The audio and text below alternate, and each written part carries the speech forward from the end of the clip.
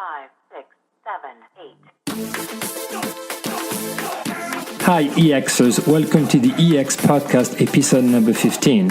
This is your host, Stefan Vincent. I've started this podcast because I believe that companies have to think of themselves as employment brands if they hope to attract and retain talent. This podcast brings a different lens to the employee experience, a brand and customer experience angle rather than a traditional HR angle. Our guests, all thought leaders and disruptors in the EX space in their own way, come to this show to debate, discuss, and share best practices on the key components that foster employee engagement and strengthen company culture, and also to spark the conversation on how to create positive employee experiences. Let's be real. Employee disengagement is a big issue. Only 30% of employees worldwide feel engaged at work, and 20% declare they just don't give a crap about their work. The other 50% are in the twilight zone of engagement, not fully engaged, not completely switched off either. There's not much companies can do with the 20% paycheck suckers who just show up at work because they have to in order to collect their dues. Instead, companies should focus on the 50% of employees semi-engaged. That's where companies can make a difference and impact their bottom line. Here, our guests share with you how we can make it happen together. Today's guest is Chris Powell, former CHRO of Scripps Networks and currently CEO of Talmetrix. Talmetrix is an employee feedback and insights solution that helps organizations better attract and retain talents to achieve business goals. Today with Chris, we'll talk about how employee engagement is the driver of the employee experience, what is employee segmentation and how it happens informally and why it's bad, what are the three key areas of successful EX strategy. Number 1, accountability. Number 2, feedback loop and measurement process. Number 3, the right approach to change management. This episode is brought to you by Fusion Alliance. Fusion Alliance delivers holistic solutions fusing together data, digital, and technology to redefine customer experiences and move your ideas to execution. That's why businesses across multiple industries have relied on Fusion's expertise and partnership for over 25 years. For more information, visit www.fusionalliance.com. I hope you enjoyed this conversation. If you get a chance, please make sure to review this podcast on iTunes. You can open the iTunes app and type in Stefan Vincent or EX Podcast and you will find us there. And last thing, if you want to send me feedback, suggestions for future topics or guests, you can reach me at svincent@exsummit.com or on Twitter @exsummit. All right, let's get to it.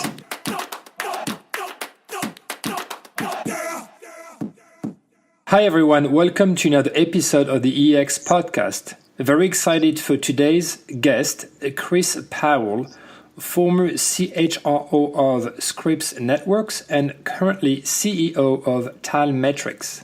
Talmetrix is an employee feedback and insights solution that helps organizations better attract and retain talents to achieve business goals. Chris, thank you so much for being with us today. No, thank you for having me. I'm glad to be here. Tell us a bit more about Talmetrix and what you focus on as a CEO. Oh, well, that's a good question. So at Talmetrix, we're really focused on helping our customers capture and aggregate employee and workforce insights and feedback on the employee experience. So this is a timely conversation. And the whole focus in that is to help companies better understand the things that drive employees' performance, behavior, productivity, sense of community and belonging, and then look at how those things impact things like customer experience or profitability or performance of their organization and helping them achieve the goals around profitability and sustainability. So we really are about helping organizations better connect talent to business outcomes through data. And so that's what we do. And what is your role as a CEO, and what did you bring to the company when you joined the company? Oh, well, CEO also stands for Chief Everything Officer.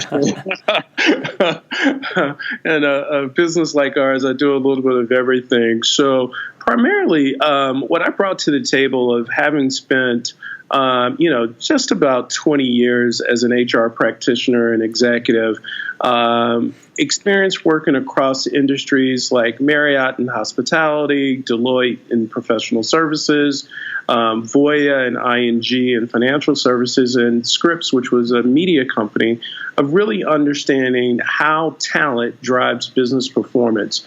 So really understanding the ins and outs of HR, but even bigger than that, understanding how talent drives, as I mentioned earlier, the ultimate outcomes around business profitability, sustainability, innovation, et cetera. So cutting across all of those industries, I'm bringing a bevy of experience, which we've been able to translate both into our software and technology that we use to capture and aggregate employee feedback and data, but also the ability to support and advise our customers on the journey of how to build out this capability and capacity within their companies. So that's what I'm bringing to the table. Fortunately, I hope a lot of more people like it.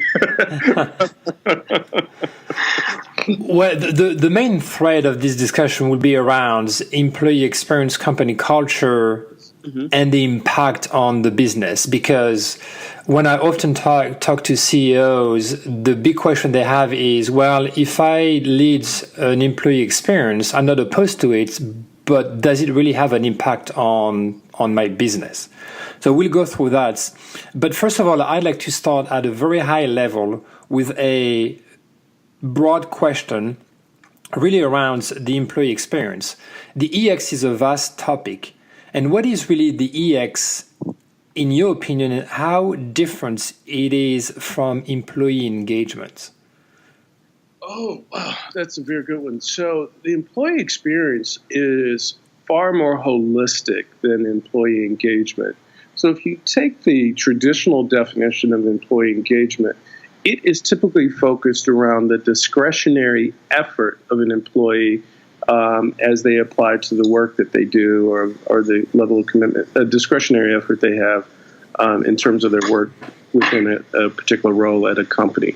However, the employee experience goes far broader in looking at all of the facets that impact and influence an employee's ability to perform, produce, connect, align, commit to an organization. And then engagement is part of that, but it's not the single thing. So when you think about the employee experience, you think about the environment, you think about the team they're on, you think about the manager they work with, you think about the job they have, you think about all of the what I call enabling processes around decision-making, communications, diversity and inclusion. So there's far more aspects that influence the employee experience than just engagement. So I like to look at the EX as kind of comprehensive understanding of what's driving an employee's ability to connect, align, and engage.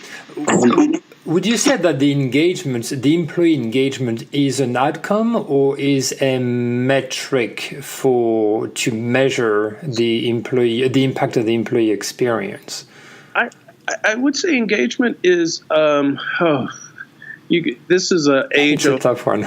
Yeah, it's a tough one because there are moments where I would say it's a input, right? Because engagement is intrinsic, which it's really it's coming from the employee's perspective, so inside out, right? So somewhere in the consciousness or the mindset of the individual, they're making choices and trade-offs, of this or that. And so there's a lot of that that's more intrinsic when you start thinking about engagement. Whereas in other points, there are aspects of it that could be considered an outcome, right? So the result of the person's level of engagement has an impact. And so the way we like to look at it from the EX standpoint, engagement is a driver of the employee experience. So therefore, I would call it an input, not necessarily the exclusive output. So that's our point of view, or you can say Chris Powell's point of view, but that's how I've seen it. And, and there are other arguments out there on it. And that's the beautiful thing about this space of people and talent. It's the most dynamic. We are the most dynamic resource and asset on this planet. And so there's so many ways to think about it and organize around it. But our point of view is that engagement is a driver of the employee experience. It's not necessarily the ultimate outcome. I think it's a good way to put it, that employee engagement is the driver of the employee experience. I personally believe that HR should be part of the EX initiative, but it shouldn't drive it, at least not by itself. It's more of a collective effort between different departments, such as marketing, talent acquisition, recruiting, HR, maybe operations, and obviously leadership. What's your take on this? Oh, ditto. I concur. I would stand on my soapbox and shout to the heavens. I agree with you. It is a collective effort because facilities plays a role in this. IT plays a role in the employee experience. Everybody that's got any type of process or program or policy that impacts the employee ability to perform or execute or connect or belong is impacting the employee experience. Who should initiate an EX initiative in a company? As a former HR guy, I would hope that the HR people are serving as the facilitator to get the organization engaged and aligned around it. But I really believe that it should be the C-suite with the CEO leading the charge of saying, hey, how do we create the most optimal employee experience so we can deliver the most optimal customer experience to yield us the most optimal business outcomes of profitability, innovation, and sustainability. So that's kind of how I look at it. I think it should be a CEO with the HR person being the coach and the guide and the facilitator to get the organization aligned on how to execute that. But that doesn't always happen. Yeah, I was at a local event a couple of days ago in Indianapolis, and the discussion was around internal communications and employee engagements. And most of the conversation revolved around HR leading the charge or being involved and with the input of or the vision set by the leadership. However, when I was listening to these exchanges on the panel, I thought, and that's really my take on this, I really believe that the brand and customer experience angle to that concept is critical, because when you think of even talent acquisition and recruiting right now, it's more than ever a marketing effort where you really have to drive traffic to your company so that people actually want to come work for your company. It's no longer a position of strength for an organization and say, oh, as an employee, as a candidate, I really want to work for that company. Companies actually have to convince top talents to join their organizations and not the other way around. No, I totally agree with you. So what's really ironic about this, that's exactly how I started my career in HR. Before coming into the HR practice and function, I was in a sales and marketing role with both P&G and Ford. And I saw the opportunity, and it's like, wow, and I like working with people. That's the one thing HR people always say. I like people. But I said, recruiting is the sales and marketing function of the company for talent. And that's where I got my bridge. And I brought a lot of those similar practices with me into some of my early jobs at both Deloitte and at Marriott, just with that same type of mindset, right? Yes. It's a marketing thing. It's a marketing function within HR. Yeah. Mm-hmm. You talked about liking working with people. So when you place side by side customer experience and employee experience, the common denominator is people. And obviously people analytics and people insights. Why is it important? Well, I think here's the thing, right? And I've said this for years, that organizations have more relevant, meaningful, timely insights about their customers and their partners. Yes. To make critical decisions, both around on what actions to take and what investments to make in those areas, far more than we do on the HR and talent side of the equation. And it always baffled me that as an HR practitioner, we were spending thousands and millions of dollars to attract, retain, and engage talent, but we didn't always know where the best place to put that one incremental dollar of investment to get a better or higher or different outcome. And so I say having these insights, that's why we are an employee feedback and insights company, is to help companies figure out, hey, what can we do or what should we do to better attract and retain talent? And most of that is around what kind of actions do we need to take, what kind of investments do we need to take, and what kind of ROI should we be expecting, so we can know if what we're doing is working for us, right? Yeah, you talked about customer data. How does technology enable companies to track, to monitor, and to measure and leverage employee data? Well, the great thing is that the technology space in HR is expanding at a rapid pace. So we're now got accessibility of data more so than we've ever had. When I first started in HR many moons ago, if you'd asked for a study, it would take 3 to 6 months because the technology didn't exist to be able to mine and source and analyze the data. And then the tools weren't there to help you generate the kind of insights to make better decisions. So it took longer. So now we can get at that information much faster, more efficiently. And I think the challenge for us in HR today is making sure that we are keeping ourselves skilled and knowledgeable on how to interpret the data to make better decisions, right? What metrics do organizations need to put in place to effectively collect and use this data? Oh, that's a big question. Let's see. Let me unpack that one. So, what methods? Well, one, this is some of the stuff we talk about with our customers on a very frequent basis. One is, what's your what I call your feedback and measurement strategy, right? So where and when are you collecting feedback from your workforce or your employees or your talent? How often? What data are you collecting? Where is it? What's the quality of it?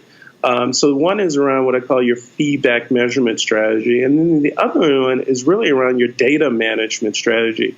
So, Stefan, if you think about all of the technology we have with the different HRS systems and point solutions that are out there, all of these solutions are creating and generating incredible amount of data. Uh-huh.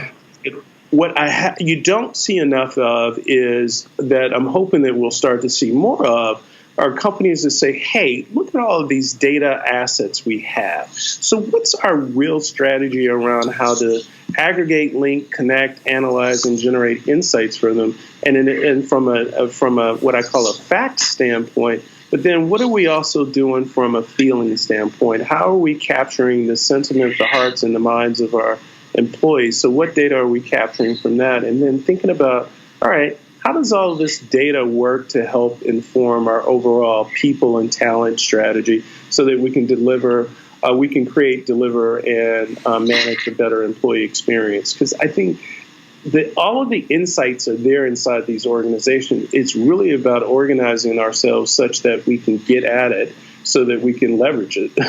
So I'm a believer that the intelligence is there. We just got to figure out a way to mine it better. Yeah, to stay on this topic, there's something that really bothers me is every time I talk with CEOs or HR leaders, even marketing leaders,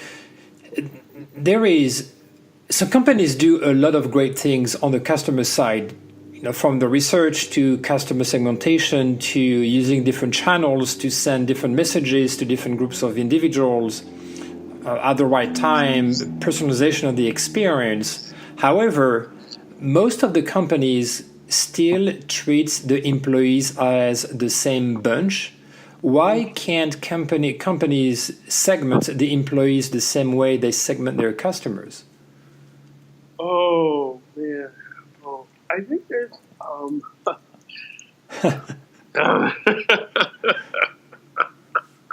well, here's the thing. They actually already are doing it. They just don't admit that they're doing it, right? So you often, when you go into organizations, even if they don't have formal systems, they have informal systems.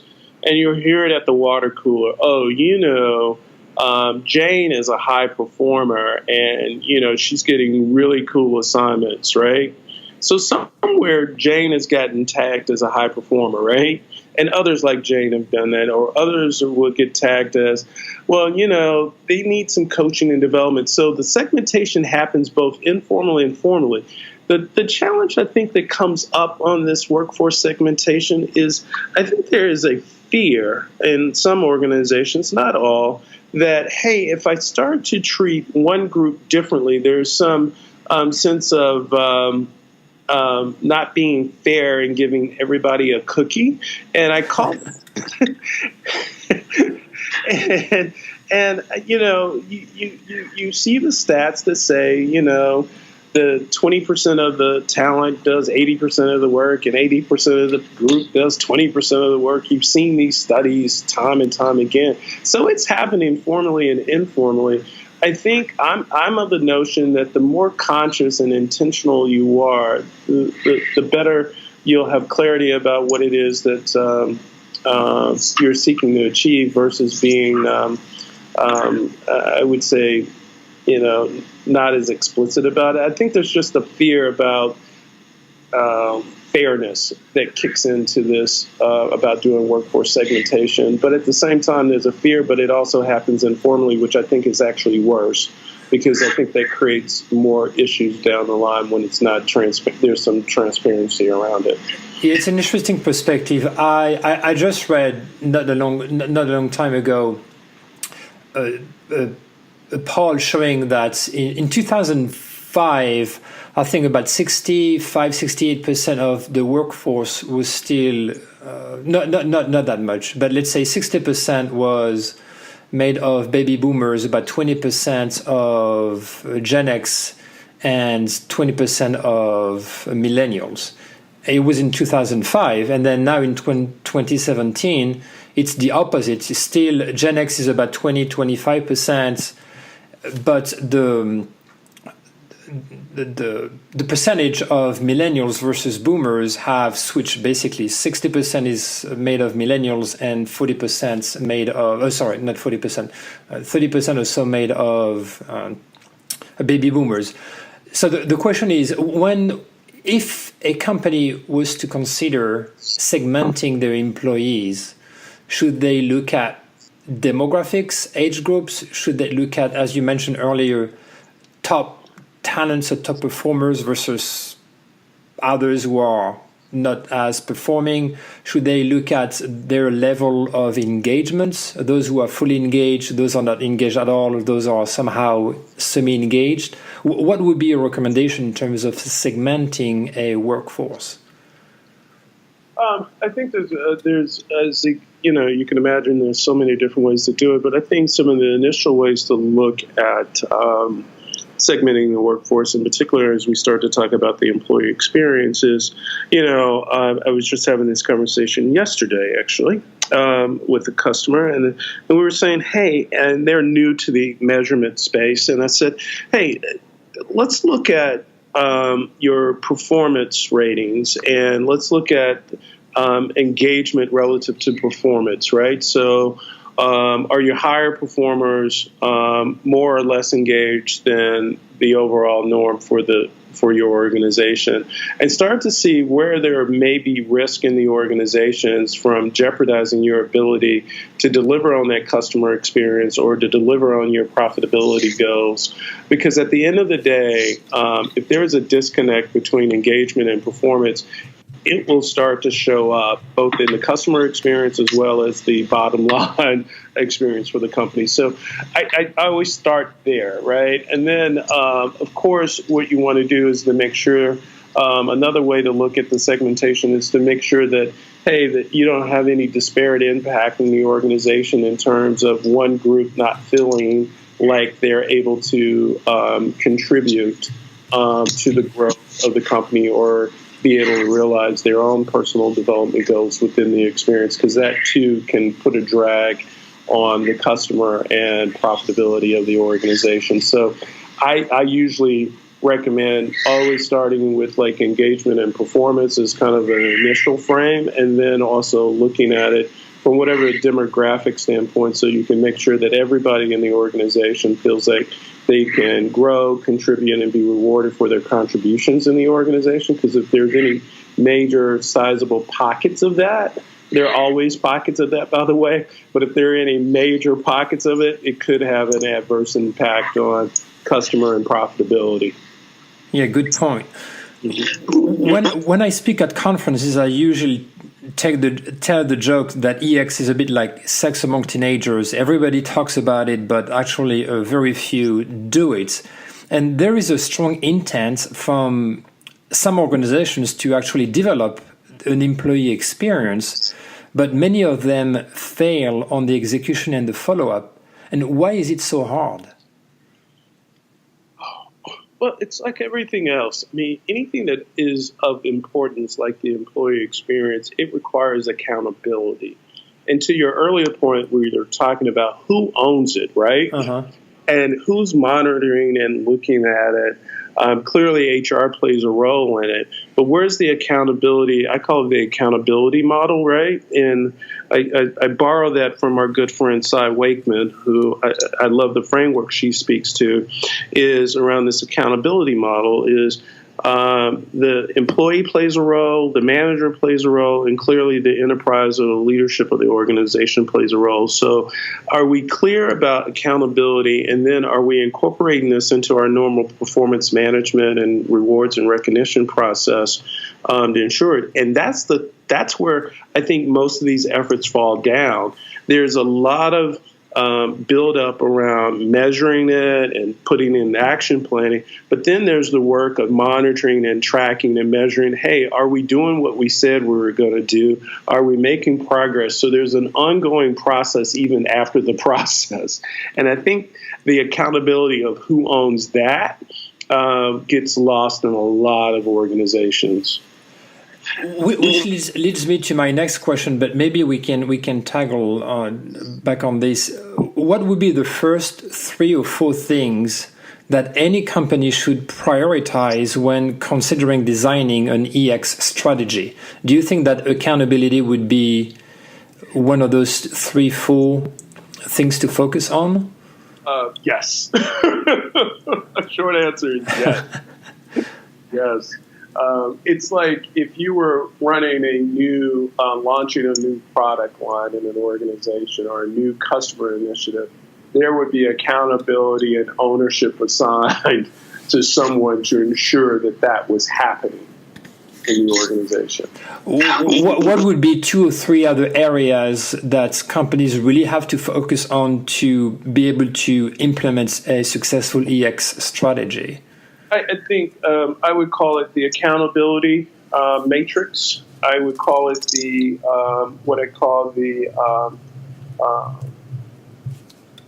measurement process, right? Because there's measurement at the beginning, middle, and end, and what I call the feedback loop, making sure that there's a comprehensive feedback loop so that you can track and monitor. And then the other one I would say, so we've got accountability, feedback loop, and then the other one would be really around what I call our approach to change management, right, would be the third one. So let's go deeper into each of those, if you don't mind. So let's start with accountability. How do you make sure that everybody's aligned and everybody's accountable for their tasks in that process? Right. Well, part of it is really on what I call the design of the overall EX strategy, right? So clearly outlining, in any project, roles and responsibilities. So I think oftentimes when we're talking about the employee experience, oftentimes we're talking about it from the company to the employee versus really asking ourselves, who are all the stakeholders and what are all of the roles and responsibilities or the impact or influence each of those key roles play at influencing or impacting or designing or executing the experience. So I think accountability matrix or models are very a critical point, because I think the tracking the effectiveness of whatever is happening, you need to know who's got the influence or the opportunity to move the needle on something, and that includes the employee, it includes the manager, it includes the department or business unit leader, and it includes the C-suite, and in some cases the board of directors. Right? Yes. So, not to cite, I usually don't do this, but if you think about what's recently happening with some of like an Uber, where the board is actively involved now in helping shape what that employee experience is. So that accountability, so that's an accountability piece right there, right? So that's a good example of, making sure that everybody understands what their role and responsibilities are in shaping and informing the employee experience. So let's continue on this topic then before we touch the second and third points. I heard a few months ago the head of employee experience at Airbnb saying that basically his role and the organization's role is to define the framework for the company culture and the employee experience. But within that framework, employees should have the freedom to define and drive their own experiences. And when you really think about the customer experience, customers now more than ever actually are the drivers of their own experiences. Mm-hmm. Should employees be able to drive their own experiences as well? Well, I'm a big believer in choice, and I would say directionally I would agree that we do already. Because that gets back to, we were talking about engagement. So that level of effort right. starts to shape your own experience, right? So in some ways it's happening, even if companies don't think it's happening, it's happening. It's a happening, right? So, and with technology, it's allowing people to shape how they approach their work, how they execute their work, how they organize their work, or teams of people. So I think there's a lot more flexibility of choice inside of organizations, and I think some organizations have gotten are further along on the continuum of enabling that, and others are struggling with it because of the mindset of either working in models that don't necessarily work with the type of workers or the workforce that they are engaging. Right. Mm-hmm. Let's talk about the second topic now, or the second point, which is measurement process and feedback loop. Could you expand on this? Yeah, it's very similar. If you think about it from a customer experience standpoint, and you can use almost anyone almost these days, that there's so many different touch points along the customer journey of things that are happening. You want to know how efficient was your ability to find the product, and then the pricing of the product, and the quality of the product, and the use of the product, and your happiness with the product. There's so many different touch points of feedback or data that a company could get from a customer. It's very similar to that for an employee.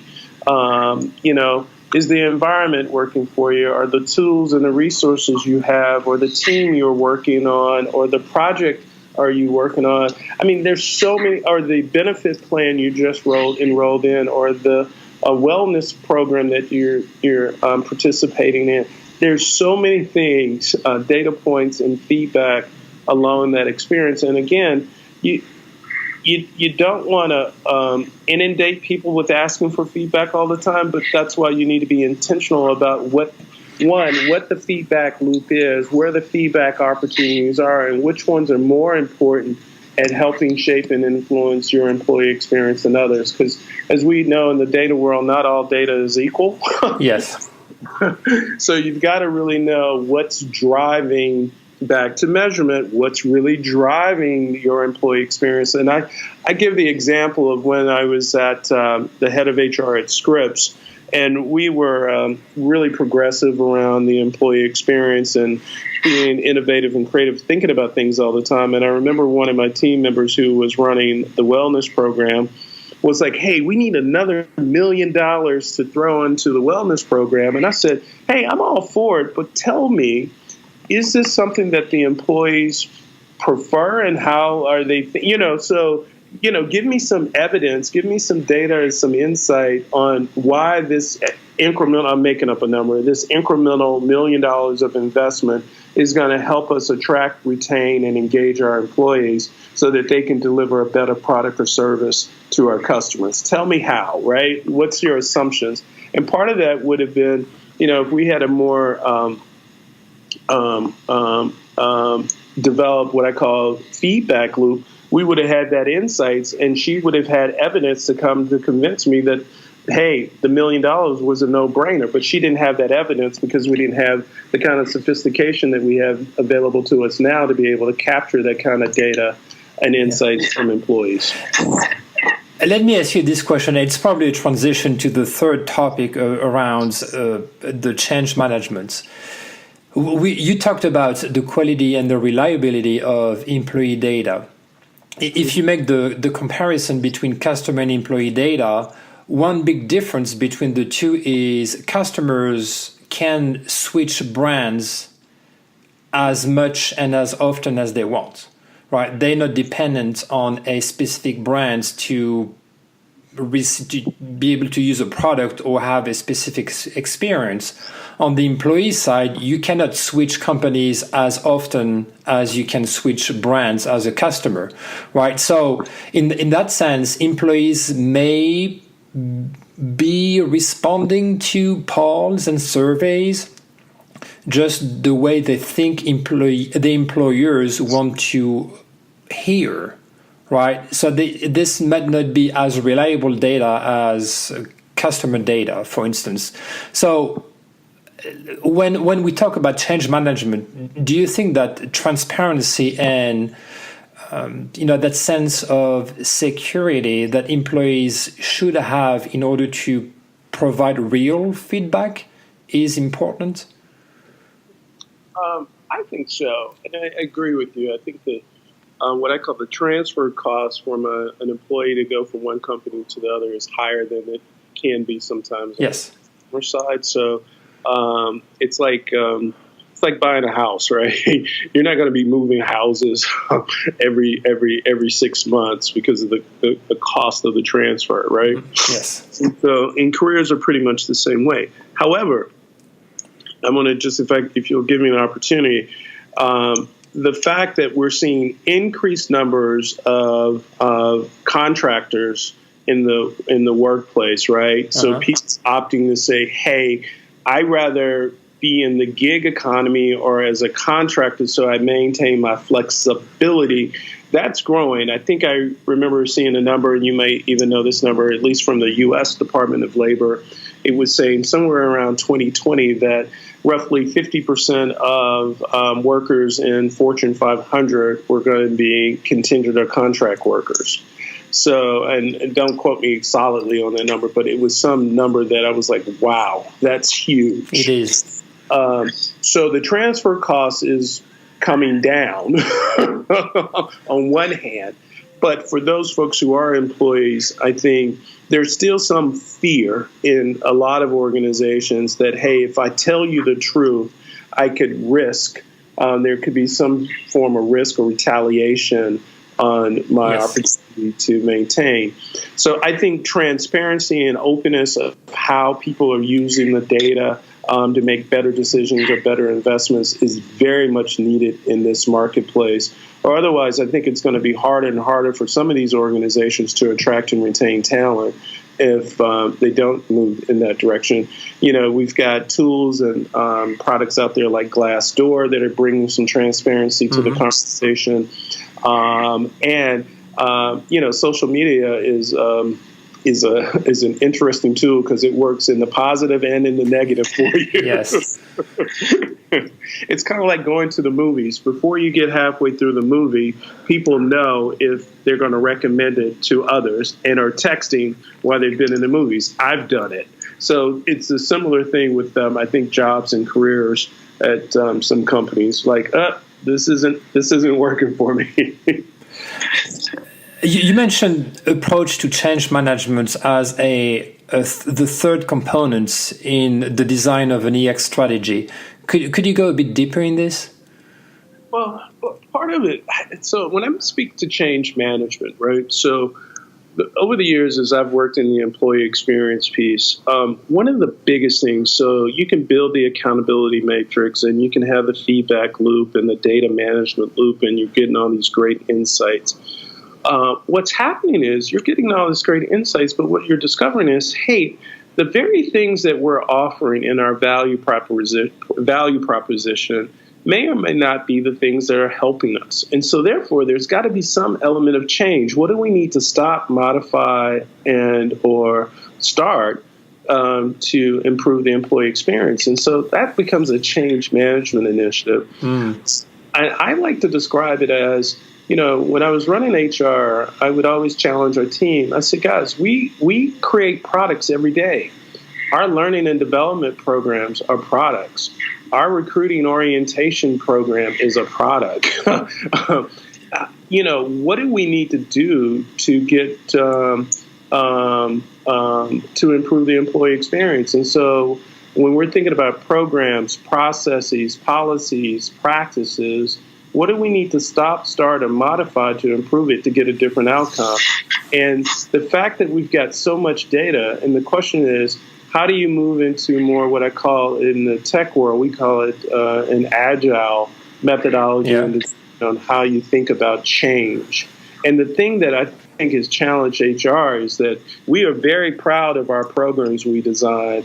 And when we talk about like a benefit strategy, it's a 3-year strategy. And you know, to be able to respond that quick to feedback or data that's coming in, you know, the way we go about those things, we've got to rethink and reimagine how we become more nimble in being responsive to the employee experience. I mean, imagine if, I'm trying to think of a product. Let's just say if Apple didn't solve the mute button issue on my phone, I would, you know, you move quickly. So, but they've got a way that they push out these updates so that they stay ahead of the customer need and the experience. I think the same thing has to come true with organizations of being far quicker and more efficient and effective of how they think about changing their programs, processes, and policies to meet employees' needs. And that's a very interesting point. You early in your career, you worked in marketing in a CPG company, and one of my big talking points is I believe that companies should switch from a corporate and HR mindset into consumer brand mindsets. Mm-hmm. And that really relates to or resonates with what you were saying about the change management and having a sort of product mentality around it. Do you see this as a trend moving forward, that companies are going to pay more and more attention to the employee experience with a sort of consumer or customer experience mindset? Yeah, I think we're seeing that happen, right? So in the benefits world, there are far more menu options for employees to design a benefit offering hey, here's your budget, pick what you want kind of thing. So I think we're starting to see that. And also from a learning and development standpoint, we're starting to see it.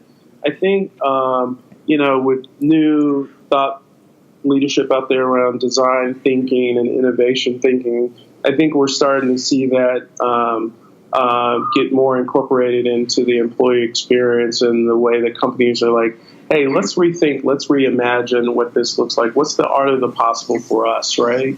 And it's not just your tech companies out there doing it. Some of your, as they call old economy companies are even moving into this new way of thinking about the consumerization of the employee experience.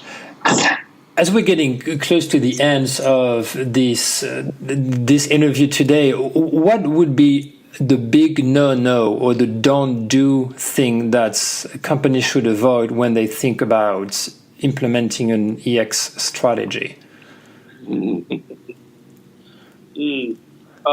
Don't assume that it's just running a survey. That's the big no-no. It is a big one, yeah, it's a good one. And everybody thinks, oh, we ran a survey, so we know. No, that's just part of it. It's not just it. And the other is not to think of this as an event, but think of it as a ongoing enabling capability for the sustainability of your organization. Oftentimes, I've talked to some customers and prospects out there. They see this as an event. Yes. I'm like, oh, you wouldn't make your customer experience a once a year event. That's ongoing. That's a very, very good point.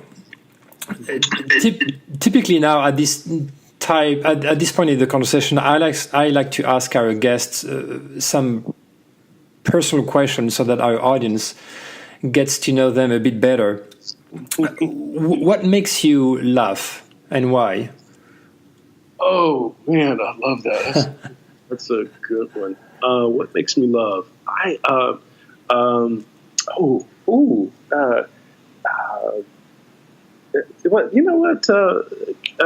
Curiosity is. Dude, that's a stumper. I like it. He said, so what makes me laugh? So what makes me laugh is discovery. I just learning new things and being around in spaces and with people that are curious, because out of that, it's inevitably the joy of that, right? And so when I'm creating or co-creating, I just enjoy it. It makes me laugh. On the opposite side, what makes you cry or cringe? What makes me cry or cringe is when I'm in a space where people feel like there's a scarcity of something. I'm an abundance thinker, so I'm always in that space of, all right, what's possible? Uh-huh. And what makes me cry is when people think that there's no way or there's limits, because everything that is has come from nothing. And so I think of all of us as creators, and when people don't see themselves as creators, I'm like, man, it just pains me, right? That's good. What's your favorite food? I had it last night and I shouldn't have. I love a cheeseburger. It was the food that I was denied as a kid so much that when I became an adult, I said I'll have a cheeseburger whenever I want. Where do you go for a good cheeseburger then? Oh my goodness! Oh man, there's so many places. So I'm here in Cincinnati, and there's a place here called Terry's Turf Club, and it's got some of the best, most awesome burgers. Good. What's your favorite movie? My favorite movie? My favorite movie of all times? Ooh, I've got a few.